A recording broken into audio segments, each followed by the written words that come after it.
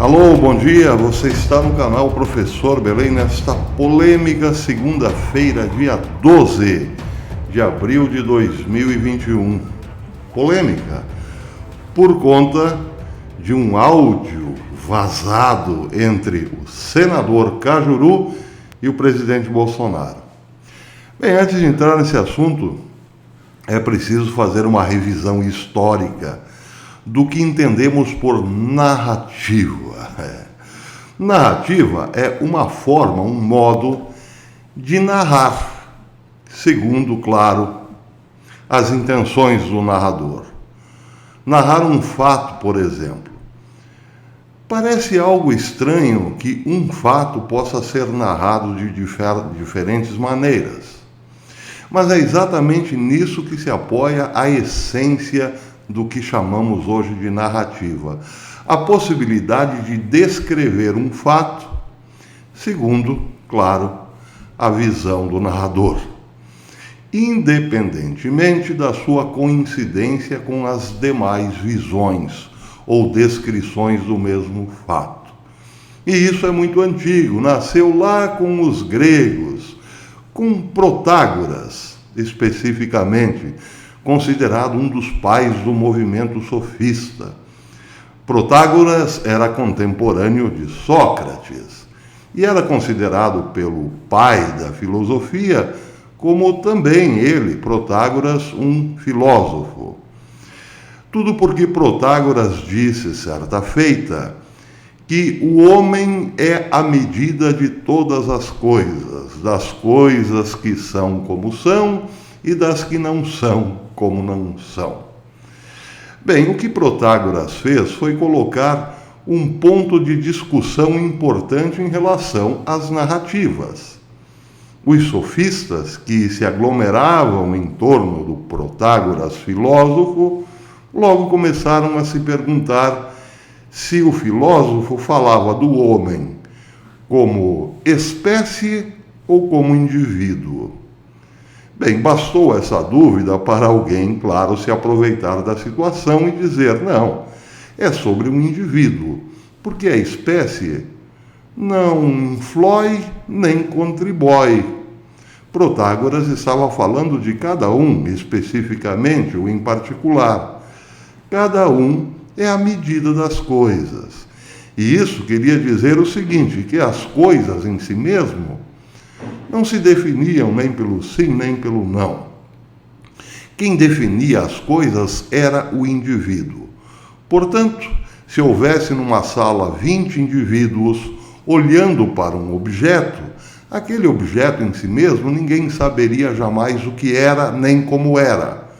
Mas cada um poderia ter sim uma opinião a respeito do objeto, e era aquilo que valia. Bem, aí você deve se perguntar, mas então onde está a verdade? Aí é que vem a sacada dos sofistas. A verdade está no consenso. Se 20 pessoas estão dizendo algo sobre alguma coisa, importa saber quais opiniões coincidem. Se 11 opiniões coincidem a respeito daquela coisa, é claro que ela valerá sobre as 9 outras opiniões. Portanto, a realidade se define pelo número de pessoas que coincidem no discurso sobre a realidade. É o chamado consenso. Então, se vocês estão vendo este mouse amarelo, se a maioria de vocês vê que este mouse é amarelo, ele é amarelo. Não importa se alguém da minoria diga que é preto, porque o que vale mesmo é a voz da maioria. E foi por conta disso que iniciou-se a maior guerra de todos os tempos, a que mais tem durado na história. A guerra retórica, a guerra das narrativas. A verdade, ela mesma, por ela mesma, não importa. O que importa é o que estão dizendo a respeito de alguma coisa. E aí, chegando já no nosso tempo, é bom lembrar que quem tem a grande mídia na mão, é claro que tem a verdade, porque a grande mídia representa o consenso. Ou melhor, representa a opinião de opinadores abalizados, opinadores profissionais, que estão autorizados a nos dizer o que é a verdade. Bem, agora fazendo um corte nessa história toda, vamos lembrar do áudio que vazou ontem. Um senador insistindo para um presidente que ele não é o joio, que o presidente deve dizer em público para a nação toda que aquele senador é trigo, pois não é joio. Bem, acontece que a esquerda pegou este áudio e colocou a sua narrativa. Na narrativa da esquerda, o que aparece é um presidente pressionando um senador para que ele leve problemas para o STF. Vejam, por exemplo, como começa um texto da sucursal da Folha de São Paulo em Minas, o estado de Minas. Ou melhor, o pensamento da Folha de São Paulo, ou melhor, do Estadão, desculpem, do Estadão. A matéria diz o seguinte: em uma conversa gravada por telefone, o presidente Jair Bolsonaro pressiona o senador Jorge Cajuru, do Cidadania, para ampliar o alvo das investigações da Comissão Parlamentar de Inquérito voltada para as ações relacionadas à Covid. A CPI da Covid teve início pela articulação do senador Randolfo Rodrigues e mira eventuais omissões do governo federal no combate à pandemia. Bem, prestem atenção aonde o texto se torna sofístico. O presidente Bolsonaro passa a pressionar o senador Jorge Cajuru. Como adiantou o Correio, o Planalto pressiona os parlamentares nos bastidores, importante isso, para retirarem assinaturas ou ampliar o escopo da CPI para atingir governadores e prefeitos. A última oração é a única verdadeira, mas é como uma nota de rodapé que ninguém lê. O que fica mesmo é a impressão de que Bolsonaro pegou o telefone e falou: Cajuru, o negócio é o seguinte, mano, você tem que pressionar os caras. Sendo que o áudio, claríssimo, tanto quanto esse objeto é preto, mostra um Cajuru pedindo o tempo todo, enchendo os pacová do presidente para que o presidente limpe sua barra. Pois é, e o presidente que não tem nada a esconder, que não foi um presidente diferente daquele que nós conhecemos desde os tempos de deputado, falou o que tinha que falar, falou o que todo mundo já ouviu do presidente. Se é para abrir uma CPI, que ela investigue também os outros. E daí? Que novidade há nisso? Mas a esquerda está aí, usando a prerrogativa de Protágoras, ou melhor, aquilo que Protágoras permitiu aos sofistas, impondo a sua narrativa. Bolsonaro está ligando para todo mundo da calada da noite, colocando os parlamentares em excelência contra a parede. E você vai comprar essa narrativa? Bom, é claro, nesse mercado, no mercado do discurso, no mercado da retórica, tem otário para tudo, como para carro velho. Pois é. Aliás, por falar em carro velho, dia desses, um ministro do Supremo disse que não compraria um carro de fulano de tal. Pois é.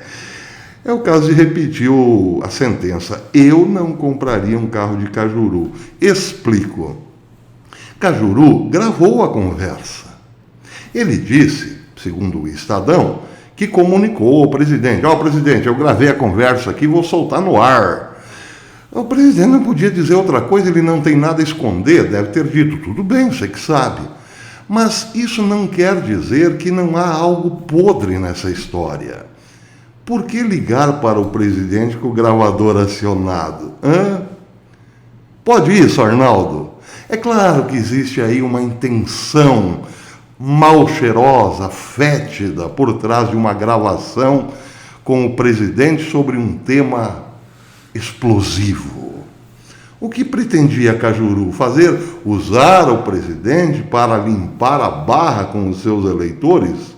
Bem, no mínimo isso, o que já seria algo bastante antiético, vamos combinar.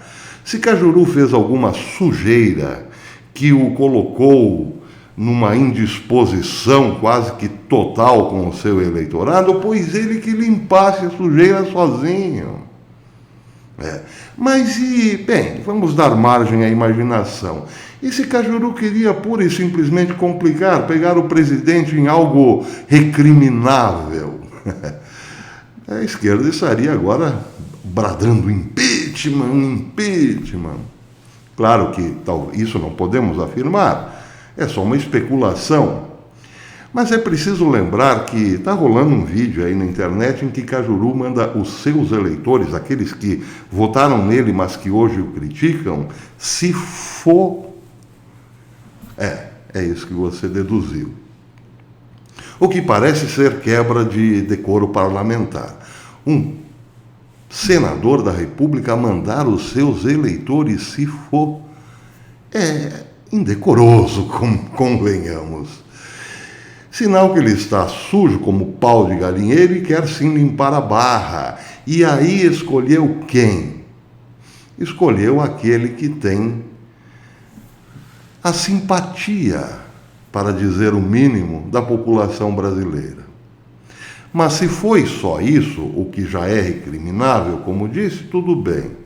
O pior é que é possível pensar que, uma vez detonada a carreira política, Cajuru quis partir para algo mais. Quer saber? Se não vão mais votar em mim, eu vou derrubar esse governo, porque eu vou pegar o Bolsonaro numa palavra maldita ou mal colocada. Isso é especulação, repito, mas vai saber, né? Das vossas excelências dá para pensar de um tudo hoje em dia. Tomara que não. Mas que Cajuru se queimou legal. Se queimou mesmo. Eu, se fosse ele, pedia para sair. Já que ele tem uma bela esposa o esperando em Búzios, pois que vá para Búzios fazer amor. Porque na política ele só faz caca mesmo. Até depois.